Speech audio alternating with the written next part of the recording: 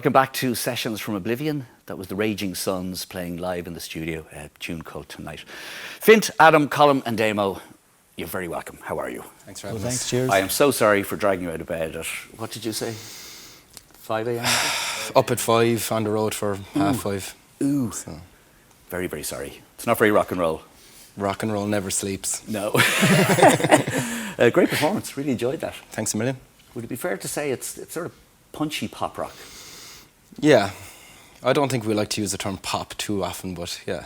There's nothing wrong with being popular. Well, that's true, it's actually. It's what will pay your mortgage. Yeah, no, it's kind of dark. I didn't think you're like the Spice Girls, right? No, we're definitely not like them. There's an interesting story about that song. What happened? There is, yeah. We decided to pack it in, and that song was kind of our renaissance of sorts. It was Fint's flatulence, really, was leading to the demise. Yeah, and I mean, he's got it sorted. Oh, yeah. The early morning on medication. You sought help. Yeah. That's the main thing. I don't really like talking about it, to be honest. No, myself and Fint, we packed it in for the best of a year. Myself and Fint ran into each other out for a couple of pints, and I think we had an emotional embrace and saying, look, we need to have one more go at this. And we very tentatively went back into the rehearsal room, and Finn brought some new tunes, and Tonight was the one that stuck. I think we generated another bit of energy and buzz about it. We went to the studio and recorded that one. It led to another. And it's all because of a few pints. Yeah. All because of a few pints. Pints are great. It's very rock and roll. Since then, you've had is it an album or an EP? An album. An album, 4 singles, some of them in the tens of thousands of streams, and things would appear to be going very well. Yeah, they're going as well. Well, maybe they could be better, but they're going pretty well. We released the album last October, is it? That's October 2021. Oh, yeah. You released 21, but the album's called 2020. Yeah. I didn't know if that was because 2020 was, well, Oblivion for all musicians, or 2020 vision. Yeah, well, it's a bit of both. We started recording the album in 2020. Was it 2019? 2019, I think it was. Late 2019. So, like, the bulk of the album was recorded in 2020, and I think, like, 2020 was such a black hole, unfortunate year for all of us. So there was how did you weather that storm? Do you live close enough to each other within the pints? Yeah. Pints in the house, cans. Yeah. Well, Colm is in Galway, so that was a little bit difficult. So we could only meet up when restrictions allowed us. Right. And we were also recording the album in Athlone. Okay. So me, Damo and Adam are Limerick, and Colm is in Galway. So it wasn't too easy, you know. Like, if we were all based in Limerick, we could meet up and jam and stuff like that. But yeah, it was testing. So, like, the whole album recording took nearly 2 years, I think, was it? Right. So in between lockdowns and all that kind of stuff, we were able to get into the studio and work on the material, you know. I worked on some shows during lockdown, and I was told if it was for broadcast purposes, you were allowed travel. Oh, okay. Once you had a letter, which was gas, because I wrote the letter. Yeah. If it happens again, I'll give you one. We didn't think of that. Okay, so there's a new record this year, 23. Yeah, well, we're currently in the studio now again, kind of keeping the ball rolling, recording some new stuff. Are you back in Athlone? No, we're actually working with Ben Wanders in Limerick. So Ben actually worked a little bit on the album. When we couldn't get to Athlone, we did some vocals and some guitar stuff with Ben. Is he producing? Yeah. Okay. So he's got a little studio in Limerick. He's doing quite well for himself. And we decided to make it easier for ourselves, not so much Colm. But, but we said we'll tackle Limerick instead, you know, and no, it's working out. Like, do you like the process? Do you guys like recording? Would you prefer live gigs or being in the studio? I prefer live gigs myself. Yeah, I like the studio as well, like, you know. It's the endless bass drum. Yeah. And if you work with Janko Genoff, our engineer, it will be endless, but it will be good. It'll be worth it. So you're more a live band. Well, I think we're all different. Like, I think for me, it's like when you produce something in the studio, you want to show it to people. You want to put it out on the stage, you know, and get that kind of something back off the crowd. Whereas when you're in the studio, Joe, we're all confident about the music and as musicians, but you just do second guess yourself a little bit. But once you kind of have that kind of platform to put it out to the public, you kind of get something back, you know. Yeah, great. Okay, we'll be back with the guys a little bit later on. First guest artist today is Don Baker Jr.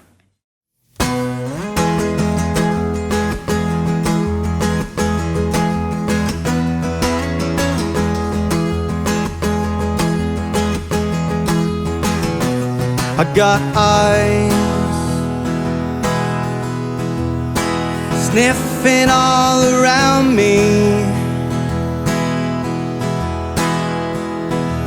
When the time comes between, I feel too tired for anything. Sure ain't sure, oh look, I look low. Can you see it yet?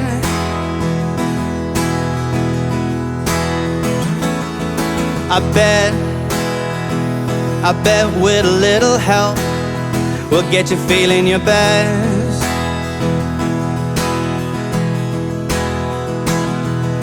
For all we know, it could be a lie.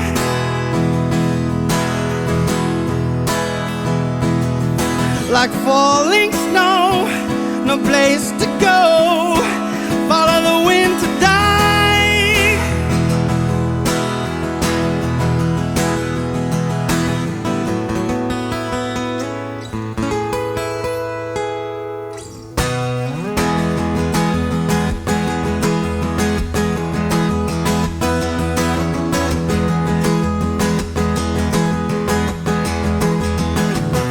I got time.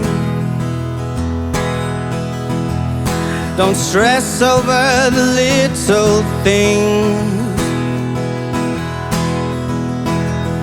The eyes will see the light. Got peace, love, and joy to bring. Sure ain't sure, oh look, I look low. Are we there yet?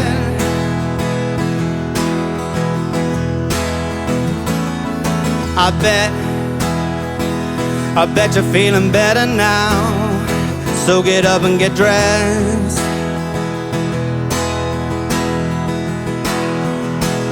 For all we know, it could be the high.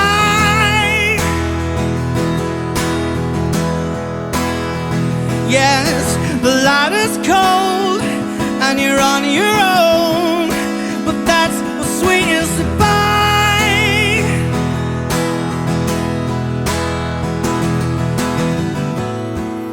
And yeah, we're all sinners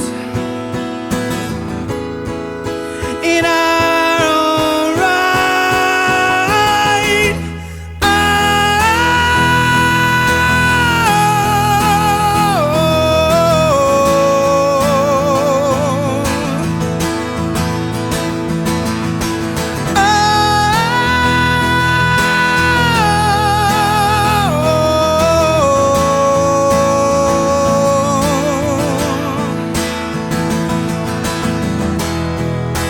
Take me for a ride, yes.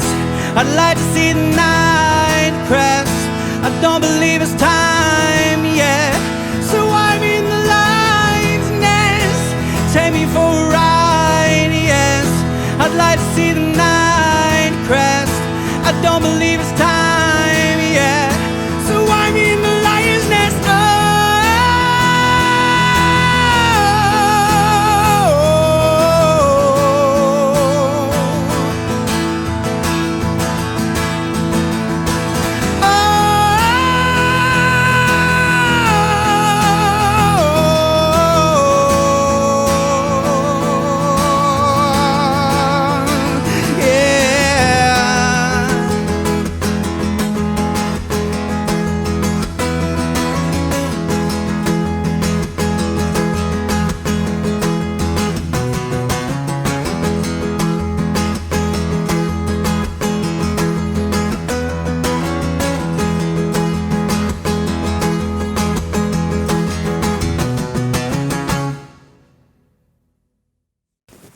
Don Baker Jr.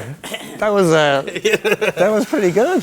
It's a lot. It's a lot. Some nice high notes. Yeah. Too much. we I damn felt- myself for writing songs like that. You know, every time I go to rehearsal, like, God damn. Yeah, try and write an easy one. Yeah. We thought, being a local hero and all that, we'd have to have you on the show because you're a Dunboyne man. Yeah. Through and through. Yeah. Working on any new material? Yeah, a few things in the pipeline. You know, Yeah. never stop writing and all that. But I have something coming out now next year. Okay. Yeah. What was well, EP? Actually, we'll. It's now November, but we will be transmitting in 23. So All it'll be right. So this year, this year. Yeah. coming to you live, pre-recorded. Don Baker Jr. Thank you very much. Thank you, Andrew. Fair play. On to tips and tricks. This is Nadine O'Regan.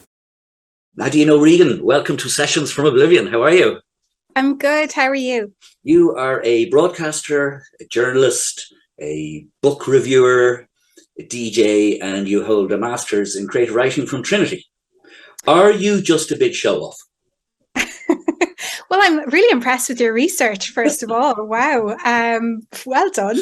Yeah, I usually just answer to journalist / broadcaster, but I do quite a few different things and have loved doing them over the years, predominantly through the art. So this is tips and tricks. Your very first tip or trick for young musicians, what would that be? Be curious.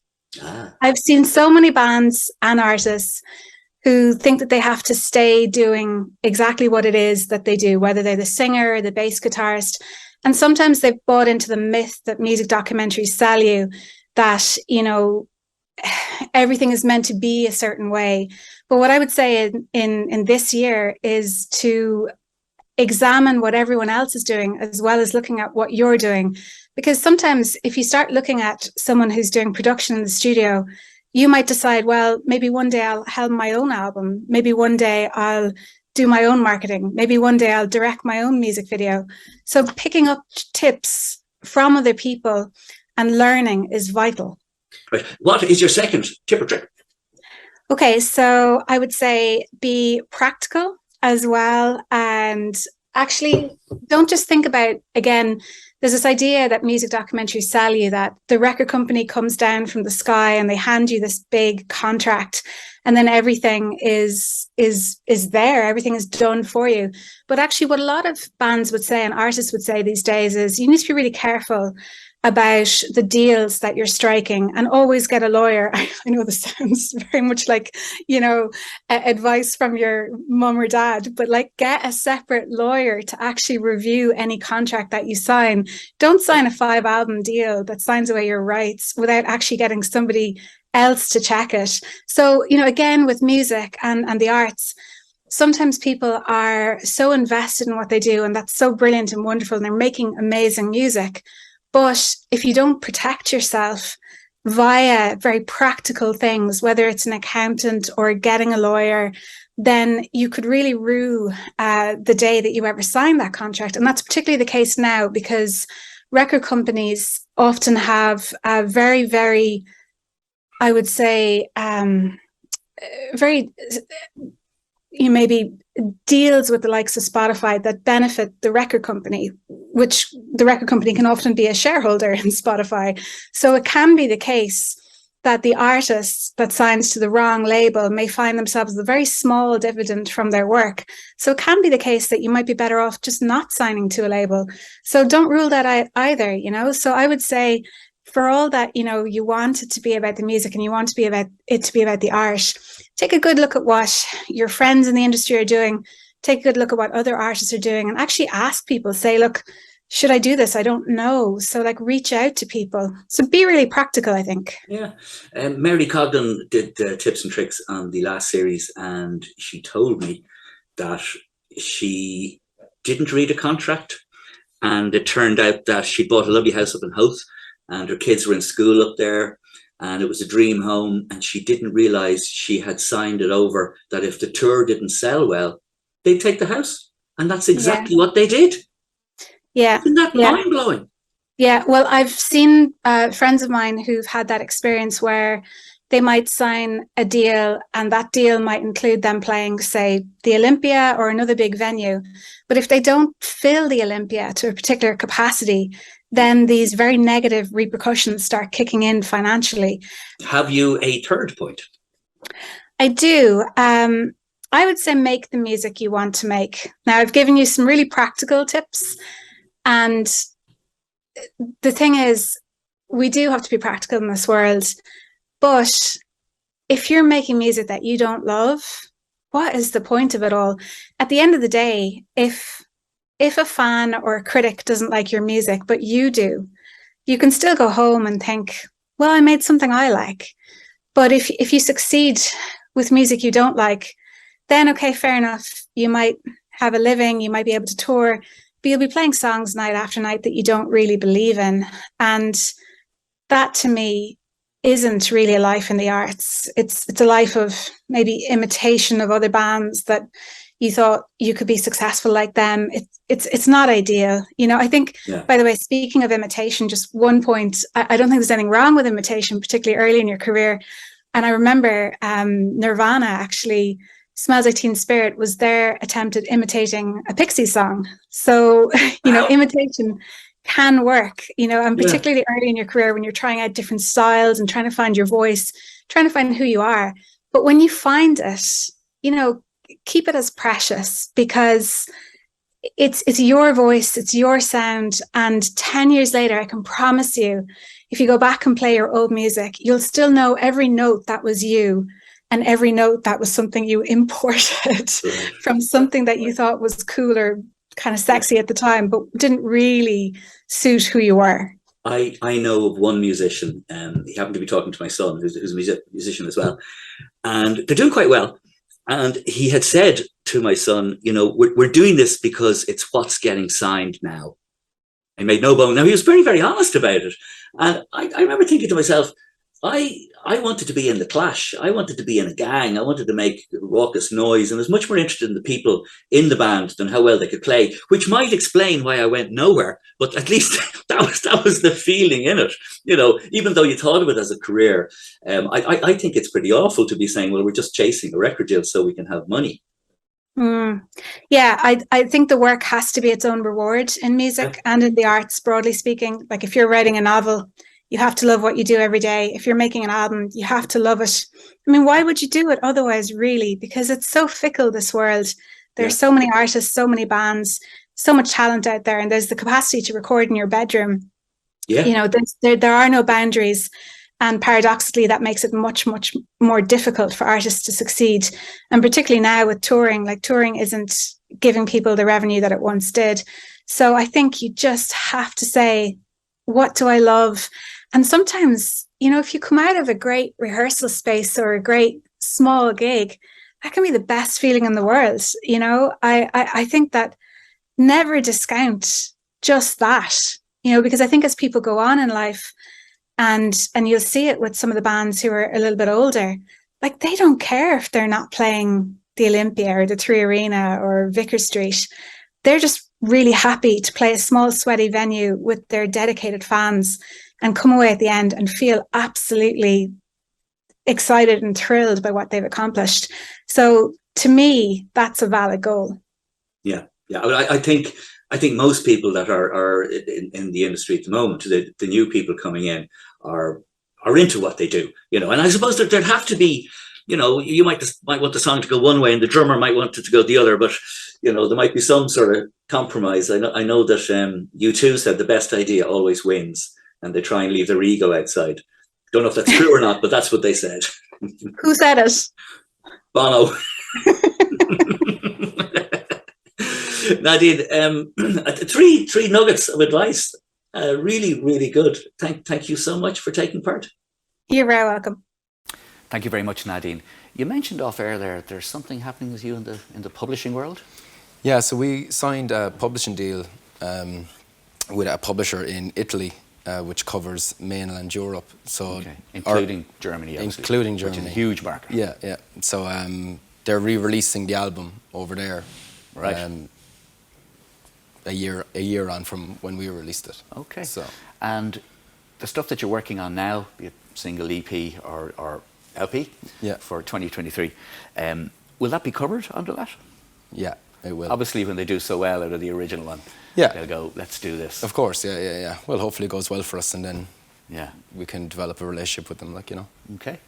We're going to finish up on square one. sort of not appropriate, I suppose. Yeah. But who wants to tell me about Square One?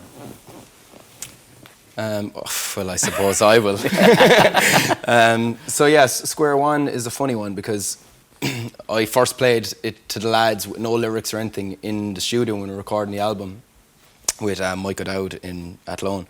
And it was just basically on acoustic guitar. And then we all forgot about it pretty much, and then we came into rehearsal the night before we went into the studio to record again, and I had lyrics written, and it was the last song we did in rehearsal, and I wasn't going to show it to the lads at all because I was thinking this will be for the next release or whatever. So we played it once, and then we all jammed it together, and then we ended up recording it the following day. Great. So, I should mention, or maybe Colm, you should mention, there's a headline show in the brilliant venue that is Dolan's, Mick and Neil. When is that happening? That's Friday, March 10th. Okay. Yeah, we're doing a headline there. Yeah. In, I might go to that. Yeah? Yeah. Yeah. Nice Do one. come. I will? we'll put you on the guest list. Oh, thank you very much. Will you buy me pints? Loads of pints. No, I'll buy you pints. Do you know what, we'll bring some cans you can have in the green room. It's a great venue. They're it's fantastic great. people. Yeah. I work with Mick and Neil for years now. Yeah, Great yeah. fun. We did a headline last year as well after we released the album. So Right. it's great. We love it. Okay. Yeah. Guys, again, sorry to drag out about at 5 a.m. but thank bother. you so much for coming down. Cheers. Thanks Cheers, for having us. thanks. Okay, final song, Raging Suns, Square One. We could start a war and surrender while stuck in square one.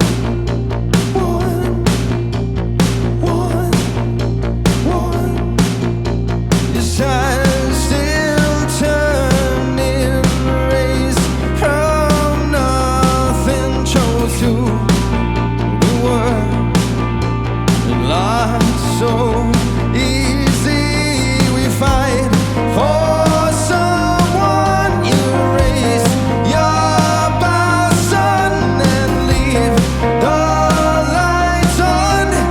I'll be coming home. Tomorrow's been gone, so take your pills, mom, to stray your head and get some respite. Come and show me mercy, free me. Come and show me mercy, free me.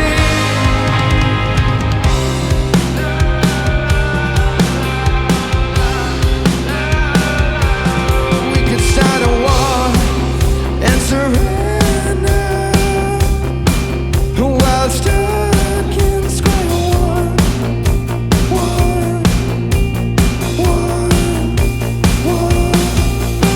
We fight for someone. You raise your bar, son, and leave the lights on.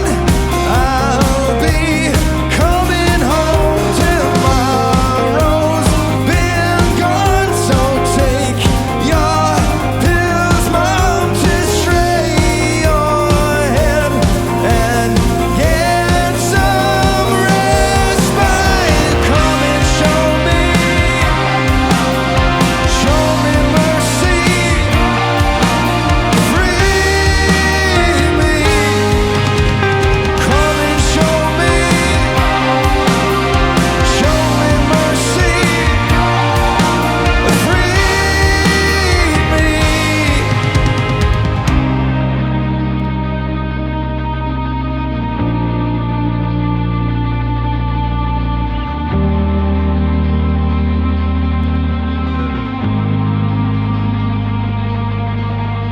Come and show me what you see.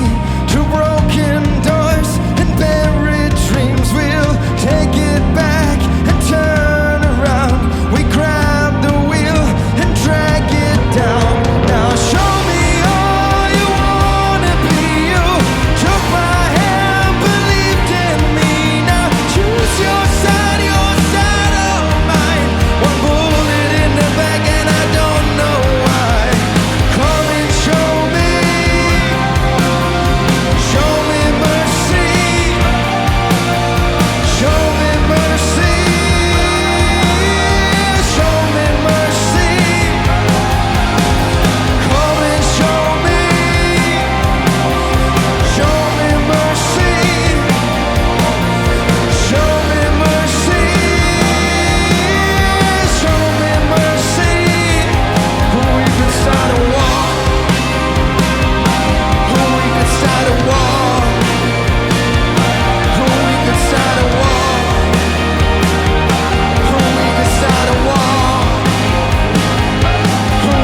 start a